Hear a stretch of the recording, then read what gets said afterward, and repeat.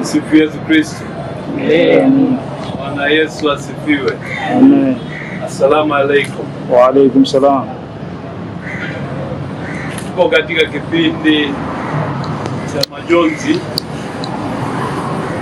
kufuatilia kifo cha mpendwa wetu Polycarp Kardinal Pengo kilichotokea siku ya tarehe 19 ya mwezi huu wa Februari majira ya saa 4 usiku. Jimbo kuu la Dar es Salaam litamkumbuka kwa namna ya pekee Padre Kardinal Pengo kutokana na utume mkubwa alioufanya hapa Dar es Salaam kuanzia mwaka 1990 alipohamishiwa hapa kama askofu mkuu mwandamizi, na kuanzia mwaka wa 1992 alipochukua uongozi wa jimbo moja kwa moja, na ameliongoza jimbo hili kwa bidii kubwa, kwa uwajibikaji wa hali ya juu mpaka mwaka 2019 alipokabidhi madaraka na kustaafu. Kifo chake ni pengo kubwa kwetu wote, lakini tumepokea msiba huu kwa imani na matumaini.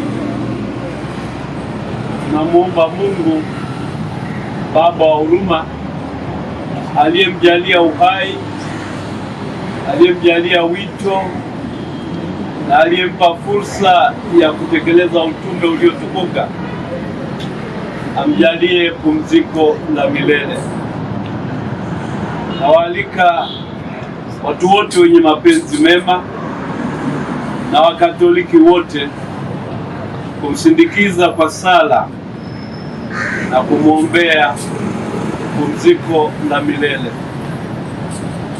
Nawashukuru ninyi mliokuja kukutana nami na kusikia habari hizi za msiba ambazo bila shaka mmeshazisikia kwa njia nyingine tofauti tofauti. Namna hii tunapokea rasmi tangazo la msiba ambao tunaendelea kuishi.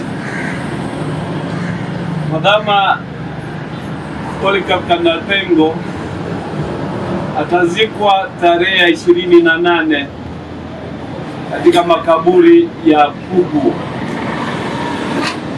Yeye mwenyewe aliandaa kaburi lake pale Pugu